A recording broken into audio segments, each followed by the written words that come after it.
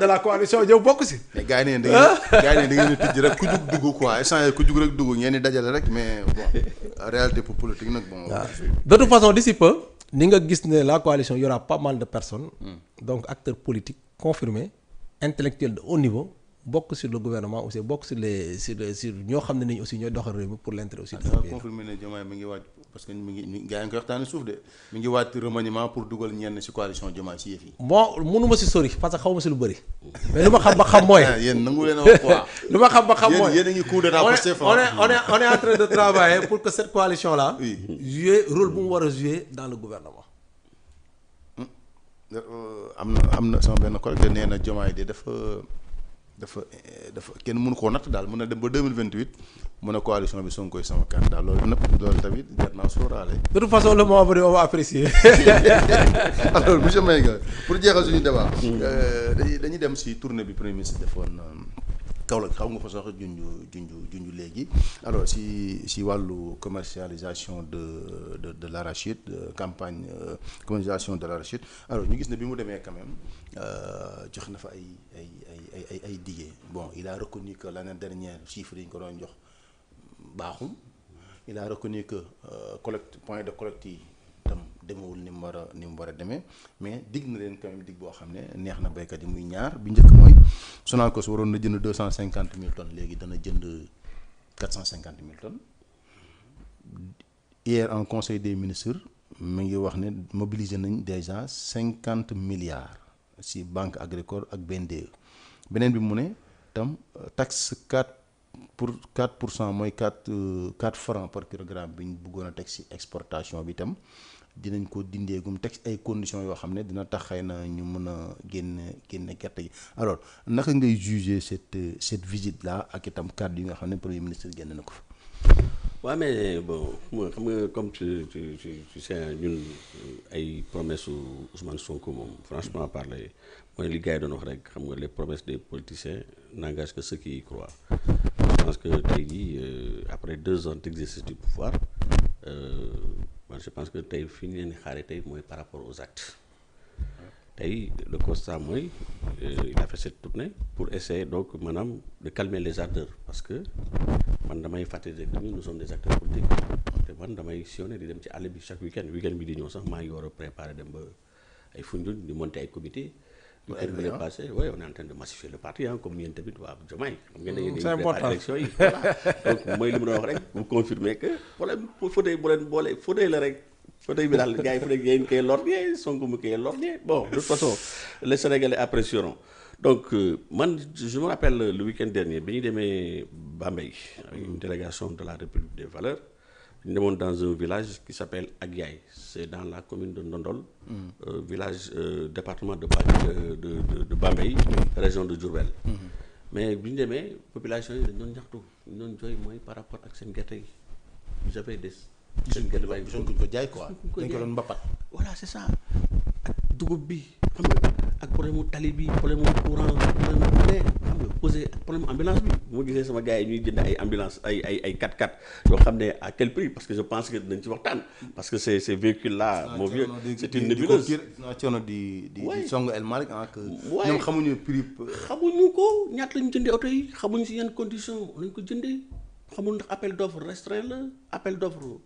ouvert bon xibaar yi ñoom appel d'offre restreint bon restreint mais xam nañ ki ko gagné tam Central Motors waaw mais maintenant prix véhicule yi la nit ñi xamul mais prix bi lañ bëgg a xam kan moo gagné marché bi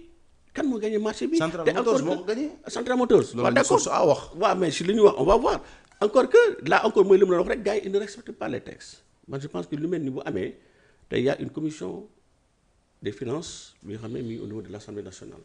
moo war a toog tey jii avec les questeurs ñu xool saytu xool est-ce que budget bi permettre na ñu mën a jënd ay oto te loolu dañ koy dugal dans le budget normalement. bon mais xanaa déggoo li président Assemblée nationale wax yow tamit. ne budget bi dafaa nekkoon c'était 900 000 francs par député comme indemnité de transport. léegi loolu lañ jënd si ay oto et que paiement bi c'est sur 3 ans donc loolu kay leer. mais c'est pas à lui de décider ça unilatéralement loolu dañ koy waxtaanee. il n'appartient pas au président de l'Assemblée nationale mu naan day jël indemnité de transport aux députés yi ne par force dama koy jël di ko bloquer sans leur avis parce que ça fait un certain temps que gars yi ils ne perçoivent plus cette indemnité de même am na un député bu bokk si ñoom boo xam ne mi ngi doon kaas. Guy Marius Sagna par exemple. yaa may dégg Guy Marius Sagna aussi wax na ko si ñoom la bokk. mais il n'a été associé aucunement à cette procédure. Thierno Alassane Sall en tant que non inscrit mais nee na moom il n'a jamais été associé musuñu ko laaj xalaatam. xanaa kenn sa doom sax boo koy jëndal cadeau sax di nga ko laaj xalaatam mais comment il peut tey jii jël la prérogative ne day jëndal à ses députés des véhicules ak Sénégal fu mu toll nii. nga xam ne tey jii mais fépp métti je n'ai même pas besoin de faire un dessin. damay wax rek la dernière fois armée sénégalaise tey jii pour ñu jot seen pension alimentaire c'est la croix et la bannière Thierno Alassane Sall moo taxaw du haut de la tribune di leen kaasal ba gars yi finalement ñu régulariser leen. étudiants yaa ngi nii pour ñu jot seen bourse mais ça a été mais une catastrophe gars yi daa fallait ñu génn ci xeex bi di xeex pour ñu mën leen fay seen i bourse tey jii fi ma demoon tey jii ak yaay ñu ngi nii benn ambulance dañu am seen centre de santé bi ça fait 1 an qu'elle est en panne 1 an ngi nii. boo xam ne ambulance bi doxul ñoom dañuy obligé di jël seen maladie di leen teg ci ay charrette di daw ci ay piste ay rang dem ba Bambey waxuma la Bambey des fois dem ba jusqu'à Diourbel pour évacuer leur malade tey au moment où le pays est dans une situation boo xam ne presque ñu ngi naan on est presque en état de cessation de paiement on est presque en état de faillite tey ñoom ñoo fi newoon ne que c'était pas normal jaaduwul ñuy jëndal à des députés leen jëndal ay oto tey qu'est-ce qui a changé donc tey damay daaneel nekk pour dire que ñoom ils ne respectent pas les textes. Parce que yu mel nii il y a des formalités de publicité il y a des procédures qu'il faut respecter waaw mais quel que soit alpha mais il faut impliquer il faut ñu c'est-à-dire bu ñu waxee transparence le droit à l'information dañu ko voté droit à l'information bu fekkee ne député yi nga xam ne ñoom ñooy bénéficiaires yi ñoom ils sont même pas informés à ce moment ñun ñu les citoyens lambda. El Malick nee na Thierno Alassane Sall loo si bëgg a xam demal si questions yi mën nañu jox tous les documents yi nga soxla procédure ni mu demee yëpp ak prix oto yi. Thierno n'a pas besoin dem ci ay questeurs tey jii ñoom ñoo war a tey jii je pense que ils ont un journal officiel yaa ngi dégg. donc au niveau de l'Assemblée nationale am une page boo xam ne ñu informer opinion publique bi yëpp parce que le problème c'est pas Thierno c'est un député du peuple askan bi la fi nekkal donc information yi bu amee mu koy jox na ko jox askan bi. donc xam nañ par quel canal ils ont une cellule de communication ñu def une déclaration publique ne voilà marché bi nii la demee voilà lii lañ jëndee oto yi fii lañ jaar parce qu'on a le droit à l'information donc loolu aussi c'est des règles de transparence yoo xam ne ñoom ñoo ñu ko jaayoon donc transparence warul nekk ay slogan donc il faut ñu pratiquer ko sur le terrain donc c'est pour dire que donc tey jii béykat yi mais ñu ngi jooy ils ont été sacrifiés waaw mais promesse yooyu moom laa wax gis nga tey jii Ousmane Sonko il a dit beaucoup de choses xam nga fii la ñu waxoon ne que on va supprimer xam nga criminaliser la loi sur l'homosexualité anamu phrase fii la ñu waxoon ne que on va supprimer ces fameux fonds politiques là naan xaram anamu fan lañ ci toll fii la ñu promettre ne que ay agences yi vont amener xam nga juin 2024 xam nga boobu loolu lii bokkul ndax lii moom bu ko deful non xam nga man de toute façon du toog rek di diggal loo xam ne nii amul leeru ko ne mais ci la def li laa fay dama ne xam nga il nous a habitué tey moom la gars yi du tuddee sax monsieur Var xam nga ay comme dans tous les cas man ce que j'ai déploré dans cette tournée là mooy comme li mu doon wax tout à l'heure mooy la manière vraiment peu courtoise inélégante bu mu traité ba je te dis ces ministres des finances et les ministres donc de l'agriculture loolu franchement parler loolu du cëram tey c'est pas son premier coup d'essai parce que defoon na ko fii tey jii